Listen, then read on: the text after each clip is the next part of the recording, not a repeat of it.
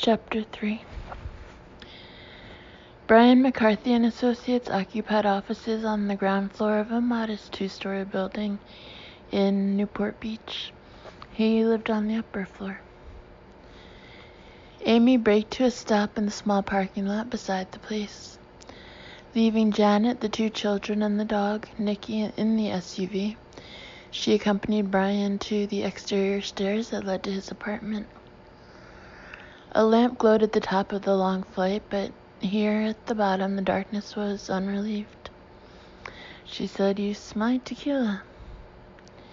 "I think I've still got a slice of lime in my shoe." Climbing the table to jump him, that was reckless. Just trying to impress my date. It worked. "I'd sure like to kiss you now," he said. "As long as we don't generate enough heat to bring the global warming please down on us. Go ahead." He looked at the expedition. Everybody's watching. After Carl, maybe they need to see people kissing. He kissed her. She was good at it. "Even the dog's watching," he said. "She's wondering, if I paid $2,000 for her, how much should I pay for you?" "You can put a collar on me anytime. Let's leave it at kisses for now." She kissed him again before returning to the expedition. After watching her drive away, he went upstairs. His apartment was spacious, with Santos mahogany floors and butter yellow walls. The minimalist contemporary furnishings and serene Japanese art suggested less a bachelor pad than a monk's quarters. He had gutted, rebuilt, and furnished these rooms before he met Amy. He didn't want to be either a bachelor or a monk anymore. After stripping out of his tequila and marinated clothes, he took a shower. Maybe the hot water would make him sleepy. Still feeling as alert and wide-eyed as an owl, he dressed in jeans and a Hawaiian shirt. At 2:56 a.m., he was awake for the day. With a mug of fresh brewed coffee, he settled at the computer in his study. He needed to get work done before sleep deprivation melted the edge off his concentration. 2 emails awaited him. The sender was Pigkeeper. Vanessa. She hadn't contacted him in over 5 months. He had begun to think he would never hear from her again. For a while, he stared at the screen, reluctant to let her into his life once more. If he never again read her messages, if he never answered them, he might be rid of her in time. Hope would be gone with her, however. Hope would be lost. The price of freezing Vanessa out of his life was too great. He opened the first email. "Piggy wants a puppy. How stupid is that? How can a piggy take care of a puppy when the puppy's smarter? I've known houseplants smarter than Piggy." Brian closed his eyes. Too late. He had opened himself to her, and now she was alive again in the lighted rooms of his mind, not just in the dark corners of memory. "How are you doing, Bri? Do you have cancer yet? You're only 34 next week, but people die young of cancer all the time. It's not too much to hope for." After printing a hard copy of her message, he filed the email electronically under Vanessa. To avoid slopping coffee out of the mug, he held it with both hands. The brew tasted fine, but coffee was no longer all that he needed. From the sideboard in the dining room, he fetched a bottle of cognac. In the study once more, he added a generous portion of Remy Martin to the mug. He was not much of a drinker. He kept the Remy for visitors. The visitor tonight was unwelcome and here in spirit only. For a while, he wandered through the apartment, drinking coffee, waiting for the cognac to take the edge off his nerves. Amy was right. Carl Brockman was a pussy. The drunkard reeked of tequila. But even at a distance, Vanessa smelled of brimstone. When Brian felt ready, he returned to the computer and opened the second email. Hey, Bri, forgot to tell you a funny thing. Without reading further, he pressed the print key and then filed the email under Vanessa. Silence pooled in the apartment, and not a sound descended from the office below or from the dark depths of the street. He closed his eyes, but only genuine blindness would excuse him from the obligation to read the hard copy. Back in July, the pigster built sandcastles all day on the little beach we have in this new place, then wound up with a killer sunburn, looking like a baked ham. Old Piggy couldn't sleep for days, cried half the night, started peeling, and then itched herself raw. You might expect the smell of fried bacon, but there wasn't. He was a swimmer on the surface of the past, an abyss of memory under him. Piggy is pink and smooth again, but there's a mole on her neck that seems to be changing. Maybe the sunburn made some melanoma. I will keep you informed. He put this second printout with the first. Later he would read both again, searching for clues in addition to the little beach. In the kitchen, Brian poured the contents of the mug down the drain. He no longer needed coffee and no longer wanted cognac. Guilt is a tireless horse. Grief ages into sorrow, and sorrow is an enduring rider. He opened the refrigerator, but then closed it. He could no more eat than sleep. Returning to the study and working on one of his current custom home projects had no appeal. Architecture might be frozen music, as Goethe once said, but right now he was deaf to it. From a kitchen drawer, he extracted a large tablet of art paper and a set of drawing pencils. He had stashed these things in every room of the apartment. He sat at a dinette table and began to sketch a concept for the building that Amy hoped he would design for her. A place for dogs, a haven where no hand would ever be raised against them, where every affection wanted would be given. She owned a piece of land on which hilltop oaks spread against the sky, long shadows lengthening down sloped meadows in the early morning, retracting toward the crest as the day ripened toward noon. She had a vision for it that inspired him. Nevertheless, after a while, Brian found himself turning from sketch to portrait, from a haven for dogs to the animal itself. He had a gift for portraiture, but never before had he drawn a dog. As his pencils whispered across the paper, an uncanny feeling overcame him, and a strange thing happened. Chapter 4.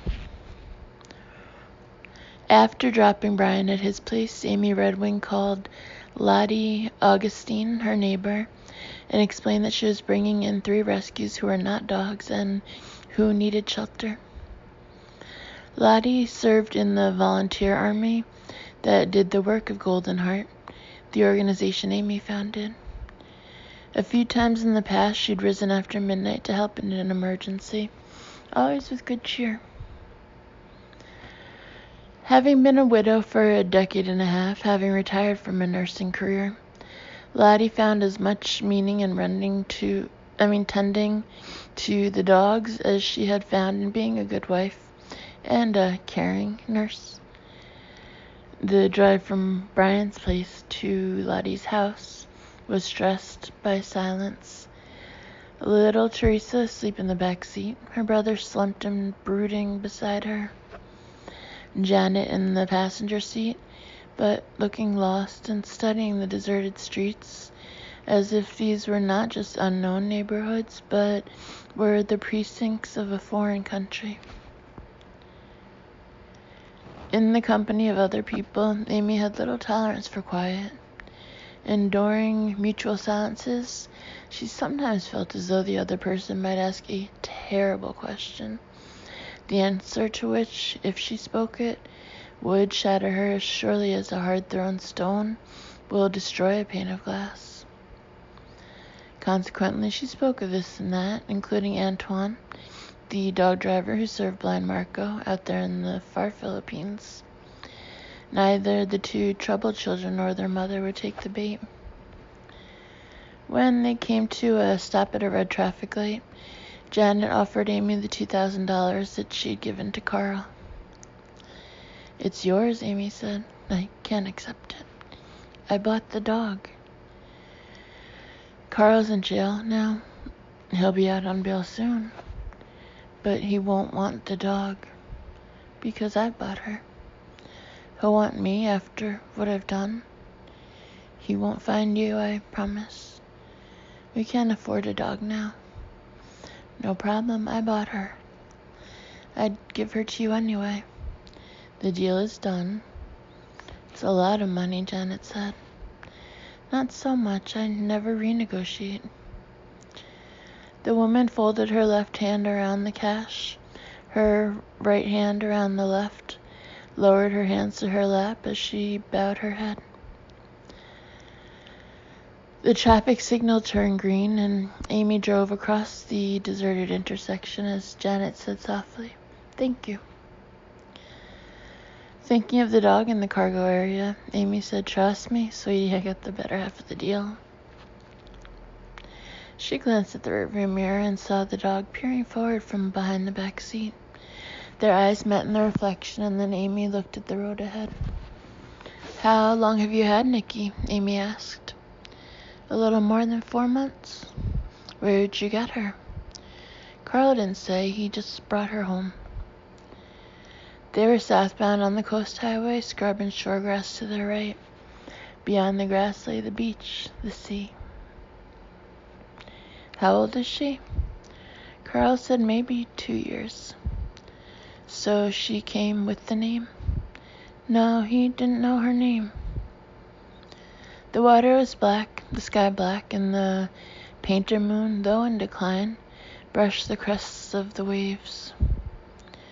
"Then who named her?" Janet's answer surprised Amy. Teresa. The girl had not spoken this night, had only sung in that high, pure voice, in what might have been Celtic, and she had seemed to be detached in the manner of a gentle autistic. "Why Nikki?" Risa said it was always her name. "Always?" "Yes." For some reason, I didn't think Teresa said much. She doesn't. Sometimes not for weeks, then only a few words. In the mirror, the steady gaze of the dog. In the sea, the sinking moon. In the sky, a vast, intricate wheelwork of stars.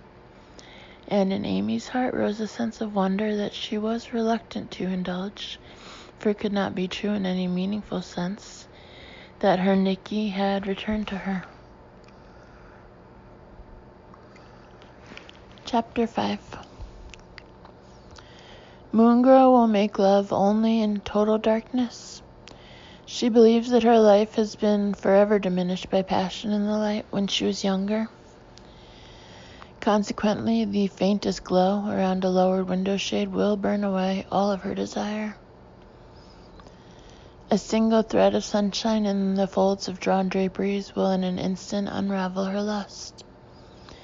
Light intruding from another room, under a door, around a crack in a jamb, through a keyhole, will pierce her as if it is a needle, and cause her to flinch from her lover's touch. When her blood is hot, even the light-emitting numerals of a bedside clock will chill her. The luminous face of a wristwatch, the tiny bulb on a smoke detector, the radiant eyes of a cat can wring a cry of frustration from her and squeeze her libido dry. Harrow thinks of her as Moon Girl because he can imagine her loose in the night, silhouetted naked on a ridgeline, howling at the moon. He doesn't know what label a psychologist might apply to her particular kind of madness, but he has no doubt that she is mad. Never has he called her Moon Girl to her face. Instinct tells him that to do so would be dangerous, perhaps even fatal. In daylight or dark, she can pass for sane.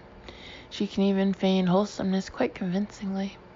Her beauty beguiles, especially in purple, but also in pink and white. Bouquets of hydrangea charm the eye, but the plant is mortally poisonous. So, too, the lily of the valley, the blossoms of bloodroot, the petals of yellow jasmine. Brewed in tea or mixed in salad can kill in as little as 10 minutes. Moongirl loves the black rose more than any other flower, though it is not poisonous. Harrow has seen her hold such a rose so tightly by its thorny stem that her hand drips blood. Her pain threshold, like his, is high. She does not enjoy the prick of the rose, she simply does not feel it. She has total discipline of her body and her intellect. She has no discipline of her emotions. She is therefore out of balance, and balance is a requirement of sanity. This night, in a windowless room where no starshine can reach, where the luminous clock is closed in a nightstand drawer, they do not make love, for love has nothing to do with their increasingly ferocious coupling. No woman has excited Harrow as this one does. She has about her the ultimate hunger of a mantis that during coitus kills and eats its mate. He half expects that one night Moongirl will conceal a knife between mattress and box springs, or elsewhere near the bed. In the blinding dark, at the penultimate moment, he will hear her whisper, "Darling," and feel a sudden stiletto navigate his ribs and pop his swelling heart. As always, the anticipation of sex proves to be more thrilling than the experience. At the end, he feels a curious hollowness, a certainty that the essence of the act has again eluded him. Spent, they lie in the hush of blackness, as silent as if they have stepped out of life into the outer dark. Moongirl is not much for words, and she always speaks directly when she has something to say. In her company, Harrow follows her example. Fewer words mean less risk of a mere observation being misconstrued as an insult or a judgment. She is sensitive about being judged. Advice, if she dislikes it, might be received as a rebuke. A well-meant admonition might be interpreted as stinging criticism. Here, in the venereal aftermath, Harrow has no fear of any blade she might have buried in the bedding. If ever she tries to kill him, the attempt will be made between her emotion and the act, at the ascending moment of her fulfillment. Now, after sex, he does not seek sleep. Most of the time, Moongirl sleeps by day and thrives in the night, and Harrow has reset himself to live by her clock. For one so ripe, she lies stick-stiff in the darkness, like a hungry presence poised on a branch, disguised as bark, waiting for an unwary passerby. In time, she says, "Let's burn." Burn what? Whatever needs burning. All right. Not her, if that's what you're thinking. I'm not thinking. She's for later. All right, he says. I mean, a place. Where? We'll know it. How? When we see it. She sits up and her fingers go to the lamp switch with the unerring elegance of a blind woman, following a line of braille to the end punctuation. When he sees her in the soft light, he wants her again, but she is never his for the taking. His satisfaction always depends on her need, and at the moment the only thing she needs is to burn. Throughout his life, Harrow has been a loner and a user, even when others have counted him as friend or family. Outsider to the world, he has acted strictly in his self-interest until Moongirl. What he has with her is neither friendship nor family, but something more primal. If just two individuals can constitute a pact, then he and Moongirl are wolves, though more terrible than wolves because wolves kill only to eat. He pulls on his clothes without taking his eyes from her, for she makes getting dressed an act no less erotic than a striptease. Even coarse fabrics seem to slide like silk along her limbs, and the fastening of every button is a promise of a future unveiling. Their coats hang on wall pegs. Ski jacket for him, black leather lined with fleece for her. Outside, her blonde hair looks platinum under the moon, and her eyes, bottle green in the lamplight, seem to be a luminous gray in the colorless night. "You drive," she says, leading him toward the detached garage. "All right." As they pass through the man door, he switches on the light. She says, "We'll need gasoline." From under the workbench, Harrow retrieves a red 2-gallon utility can, in which he keeps gasoline for the lawnmower. Judging by the heft of the can and the hollow sloshing of the contents, it holds less than half a gallon. The fuel tanks of both the Lexus SUV and the 2-seater Mercedes sports car have recently been filled. Harrow inserts a siphon hose into the Lexus. Moongirl stands over him, watching as he sucks on the rubber tube. She keeps her hands in the pockets of her jacket. Harrow wonders if he misjudges the amount of priming needed. If he draws gasoline into his mouth, will she produce a butane later and ignite the flammable mist that wheezes from him, setting fire to his lips and tongue? He tastes the first acrid fumes and does not misjudge, but introduces the hose into the open can on the floor just as the gasoline rushes. When he looks up at her, she meets his eyes. She says nothing. Neither does he. He is safe from her and she from him as long as they need each other for the hunt. She has her quarry, the object of her hatred, and Harrow has his. Not merely whatever they might burn tonight, but other and specific targets. Together they can more easily achieve their goals with more pleasure than they would have if they acted separately and alone. He places the full utility can in the sports car in the luggage space behind the 2 bucket seats. The single-lane blacktop road with here and there a lay-by rises and falls and curves for a mile before it brings them to the gate, which swings open when Moongirl presses the button on the same remote with which moments ago she raised the garage door. In another half-mile they come to the 2-lane county road. "Left," she says, and he turns left, which is north. The night is half over, but full of promise. To the east hills rise, to the west they descend. In lunar light, the wild dry grass is as platinum as Moongirl's hair, as if the hills are pillows on which uncountable thousands of women rest their blonde heads. They are in a sparsely populated territory. At the moment, not a single building stands in view. "How much nicer the world would be," she says, "if everyone in it were dead." Chapter 6.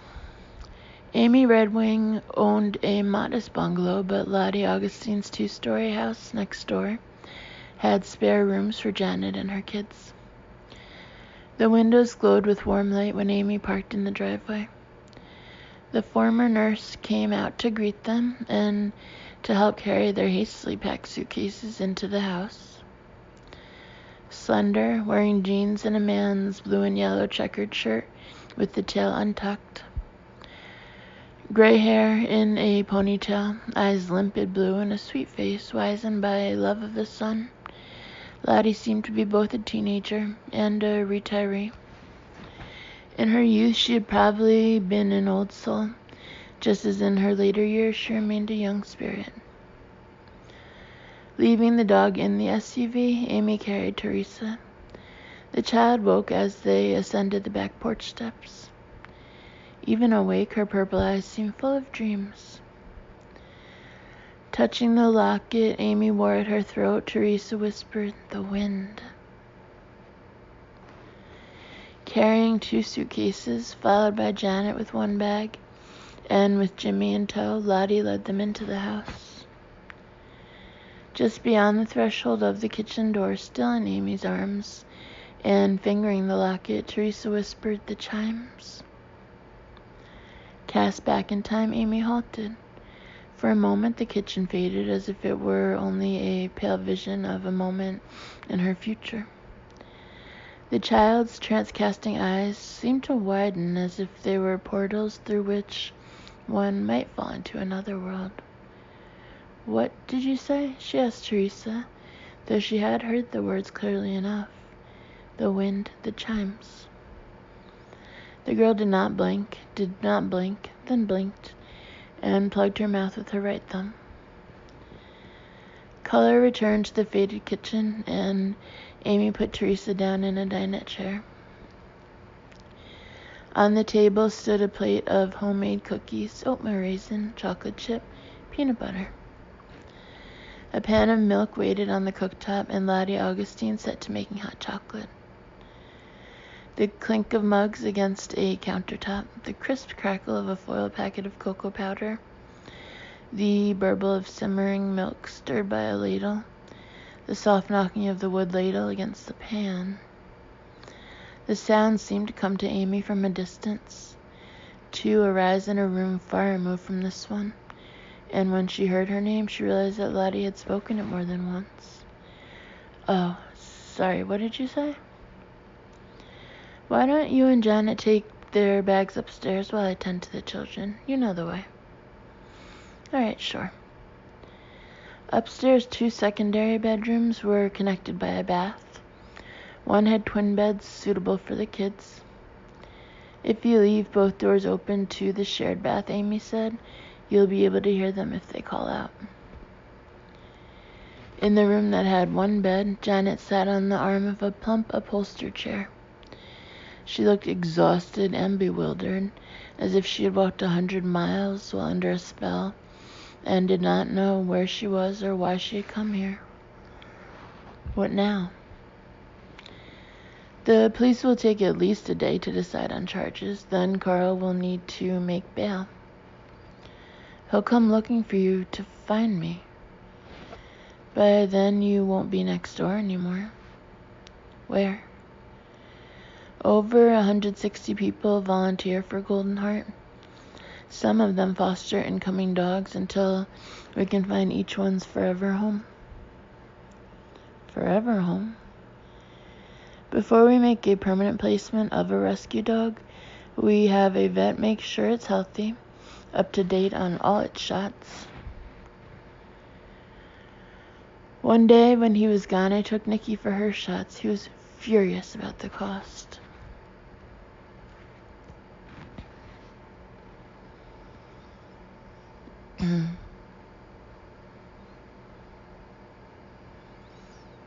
The foster parents evaluate the dog and make a report on the extent of its training.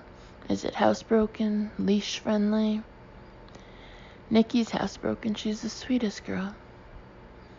If the dog has no serious behavioral problems, we find what we hope will be its forever home. Some of our fostering volunteers have room for more than visiting dogs. One of them will take in you and the kids for a few weeks till you get on your feet. Why would they do that? Most golden rescue people are a class apart. You'll see. In Janet's lap, her hands worried at each other. What a mess. It would have been worse to stay with him. Just me. I might have stayed, but not with the kids. Not anymore. I'm ashamed how I let him treat them. You'd need to be ashamed if you stayed, but not now. Not unless you let him sweet-talk you back. Won't happen. Glad to hear it. There's always a way forward, but there's no way back. Janet nodded. Perhaps she understood. Most likely not. To many people, free will is a license to rebel, not against what is unjust or hard in life, but against what is best for them and true. Amy said,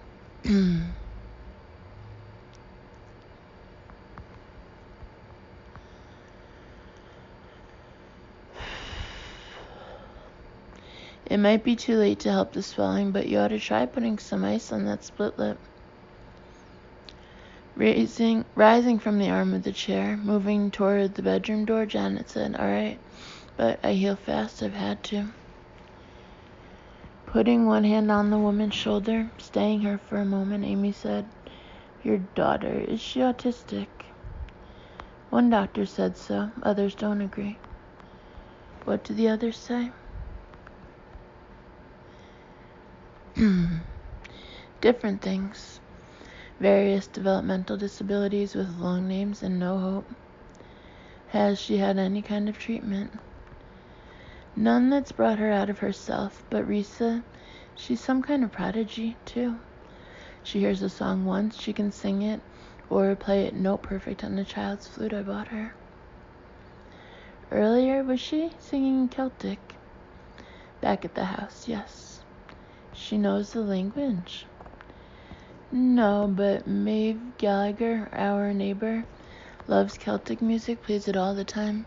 She sometimes babysits Risa. So once she's heard a song, she can also sing it word perfect in a language she doesn't know. It's a little eerie sometimes, Janet said.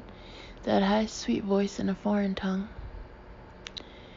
Amy removed her hand from Janet's shoulder. Has she ever what? Has she ever done anything else that strikes you as eerie? Janet frowned. Like what? To explain, Amy would have to open door after door into herself, into places in the heart that she did not want to visit. I don't know what I meant by that. In spite of her problems, Risa's a good girl. I'm sure she is, and she's lovely too. Such beautiful eyes. Chapter 7.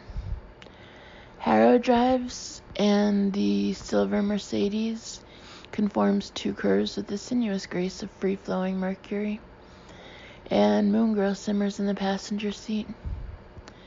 No matter how good the sex has been for her, Moon Girl always rises in anger from the bed. Harrow is never the cause of her rage. She is furious because she can only have carnal satisfaction in a lightless room. She has put this condition of darkness upon herself, but she does not blame herself for it. She imagines herself to be a victim, and instead blames another, and not just another, but also the world. Drained of desire by the act, she remains empty, only until the last shudder of pleasure has passed through her, whereupon she fills at once with bitterness and resentment. Because she has the capacity for ruthless discipline of the body and the intellect, her undisciplined emotion can be concealed. Her face remains placid, her voice soft. Always she is lithe, graceful, with no telltale twitch of tension in her strides or gestures. Occasionally Harrow swears that he can smell her fury, the faintest scent of iron, like that rising from Ferris rock scorched by relentless desert sun. Only light can vaporize this particular anger. If they lie together in the windowless room in the daytime, she wants afterward to be in the light. Sometimes she goes outside half-clothed or even naked. On those days, she stands with her face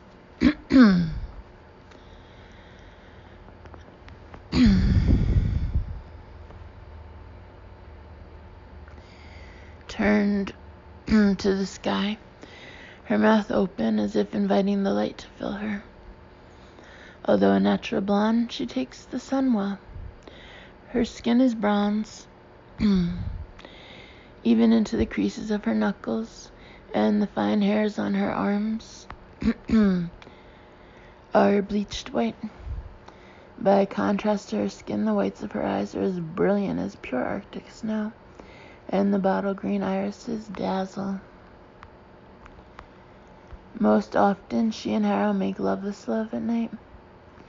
Afterward, neither the stars nor the moon is bright enough to steam away her distilled fury, and though she sometimes refers to herself as a Valkyrie, she does not have wings to fly into the higher light.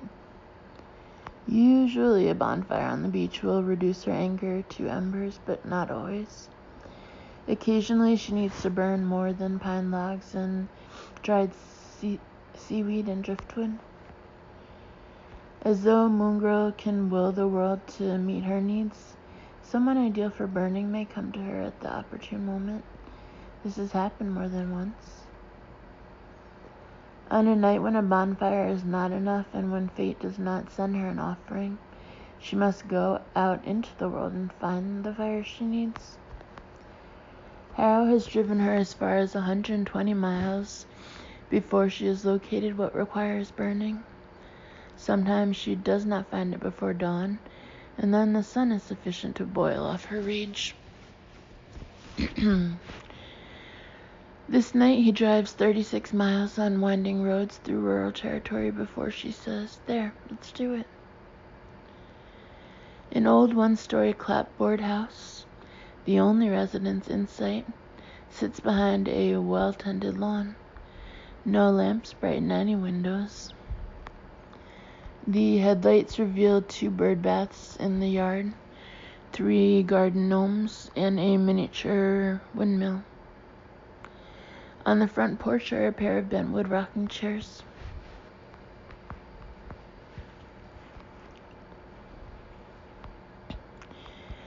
Harrow proceeds almost a quarter of a mile past the place until, prior to a bridge, he comes to a narrow dirt lane that slants off the blacktop. He follows this dusty track down to the base of the bridge and parks near the river, where sluggish black water purls in the moonlight. Perhaps this short path serves fishermen who cast for bass from the bank. If so, none is currently present. This is an hour made more for arsonists than for anglers. From the 2-lane county road above, the Mercedes cannot be seen here at the river. Although few motorists, if any, are likely to be abroad at this hour, precautions must be taken. Harrow retrieves the 2-gallon utility can from the luggage space behind the seats. He does not ask her if she has remembered to bring matches. She always carries them. Cicadas serenade one another, and toads croak with satisfaction each time they devour a cicada. Harrow considers going overland to the house, across meadows, and through a copse of oaks, but they will gain no advantage by taking the arduous route. The target house is only a quarter mile away. Along the county road are tall grasses, gnarls of brush, and a few trees, always one kind of cover or another, to which they can retreat the moment they glimpse distant headlights or hear the faraway growl of an engine. They ascend from the riverbank to the paved road. The gasoline chuckles in the can, and his nylon jacket produces soft whistling noises when one part of it rubs against another.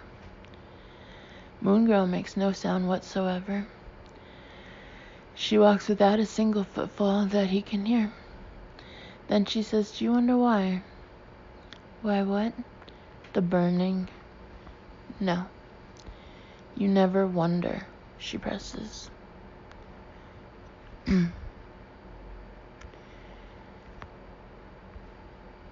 "No, it's what you want." "That's good enough for you?" "Yes." The early autumn stars are as icy as those of winter, and it seems to him that now, as in all seasons, the sky is not deep but dead, flat, and frozen. She says, "You know what's the worst thing?" "Tell me." "Boredom." "Yes." "It turns you outward." "Yes." "But toward what?" "Tell me," he says. "Nothing's out there." "Nothing you want." "Just nothing," she corrects. Her madness fascinates Harrow, and he is never bored in her company. Originally, he has thought they would be done with each other in a month or two, but they have been 7 months together. "It's terrifying," she says. "What?" "Boredom." "Yes," he says sincerely. "Terrifying. Gotta stay busy." He shifts the heavy gasoline can from his right hand to his left. "Pisses me off," she says. "What does?" "Being terrified." "Stay busy," he repeats. "All I've got is me." "And me," he reminds her. She does not confirm that he is essential to her defenses against boredom. They have covered half the distance to the clapboard house. A winking light moves across the frozen stars, but it is nothing more than an airliner, too high to be heard, bound for an exotic port that at least some perceptive passengers will discover is identical to the place from which they departed. Chapter 8. Having moved the expedition from Lottie's driveway to her own carport next door, Amy opened the tailgate, and Nikki leaped out into the night. Amy remembered coming out of the Brockman house and finding the tailgate open, Jimmy trying to run away, and the diligent dog herding him toward home. He must have freed Nikki with the expectation that they would escape together. Having endured 4 months with Carl Brockman as its master, any other dog might have led the boy in flight. As Nikki landed on the driveway, Amy snatched up the red leash, but the dog had no intention of running off. She led Amy around the vehicle into the backyard. Without any of the usual canine ritual, Nikki squatted to pee. Because Amy had 2 golden retrievers of her own, Fred and Ethel, and because often she kept rescue dogs for at least a night or 2 before transporting them to foster homes, she assumed that Nikki would want to spend some time sniffing around the yard, reading the local newspaper, so to speak. Instead, upon completion of her business, the dog went directly to the back porch, up the steps, and to the door. Amy unlocked the door, unclipped the leash from the collar, stepped into the house, and switched on the lights. Neither Fred nor Ethel was in the kitchen. They must have been asleep in the bedroom. From the farther end of the bungalow arose the thump of paws, brushing across carpet and then hardwood, swiftly approaching. Fred and Ethel did not bark because they were trained not to speak without an important reason, such as a stranger at the door, and they were good dogs. She most often took them with her. When she left them at home, they always greeted her return with an enthusiasm that lifted her heart. Usually Ethel would appear first, ebullient and grinning, head raised, tail dusting the door jamb as she came into the room. She was a darker red gold than Nikki, although well within the desirable color range for the breed. She had a thicker undercoat than usual for a retriever and looked gloriously furry. Fred would probably follow Ethel. Not dominant, often bashful, he would be so thrilled to see Amy that he'd not only wag his tail furiously, but also wiggle his hindquarters with irrepressible delight. Sweet Fred had a broad, handsome face, and as perfectly black a nose as Amy had ever seen, not a speckle of brown to mar it. At Amy's side, Nicky stood alert, ears lifted, gaze fixed on the open hall door, from which issued the muffled thunder of paws.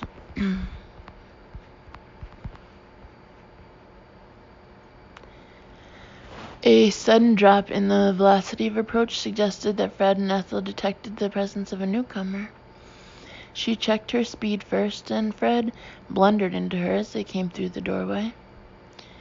Instead of the usual meet and greet, including nose to nose and tongue to nose, and a courteous quick sniff of butts all around, the Red Wing kids halted a few feet short of Nicky. They stood panting, plume tails swishing, with cocked head curiosity,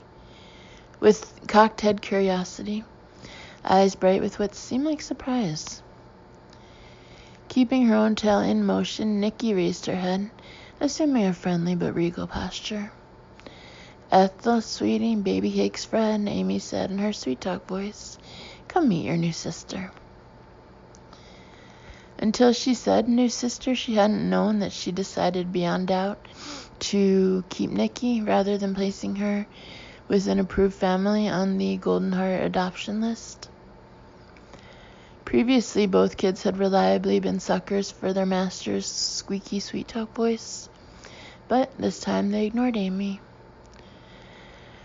Now Ethel did something she always did with the visiting dog, but never until the meet and greet was concluded.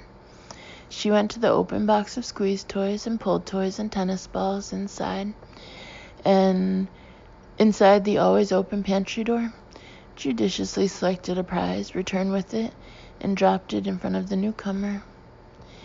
She had chosen a plush yellow Buddha duck. The message that Ethel usually managed to deliver with the loan of a toy to a visitor was this: "Here's one that's exclusively yours for the length of your visit, but the rest belong to me and Fred unless we include you in a group game." Nicky studied the duck for a moment, then regarded Ethel. All the protocols were being revised. Ethel made a second trip to the box in the pantry and returned with a plush toy gorilla. She dropped it beside the duck. Meanwhile, Fred had circled the room to put the breakfast table between him and the two females. He lay on his belly, watching them through a chromework of chair legs, tail sweeping the oak floor. If you are a dog lover, a true dog lover, and not just one who sees them as pets or animals, but are instead one who sees them as one's dear companions, and more than companions, sees them as perhaps being but a step or two down the species from humankind, not sharing human exceptionalism, but not an abyss below it either. You watch them differently from the way other people watch them, with a respect for their born dignity, with a recognition of their capacity to know joy and to suffer melancholy, with the certainty that they suspect the tyranny of time, even if they don't fully understand the cruelty of it, that they are not, as self-blinded experts contend, unaware of their own mortality. If you watch them with this heightened perception, from this more generous perspective, as Amy had long watched them, you see a remarkable complexity in each dog's personality, an individualism uncannily human in its refinement, though with none of the worst of human faults. You see an intelligence and a fundamental ability to reason that sometimes can take your breath away. And on occasion, when you're not being in the least sentimental, when you're in too skeptical a mood to ascribe to dogs any human qualities they do not possess, you will nevertheless perceive in them that singular yearning that is common to every human heart, even to those who claim to live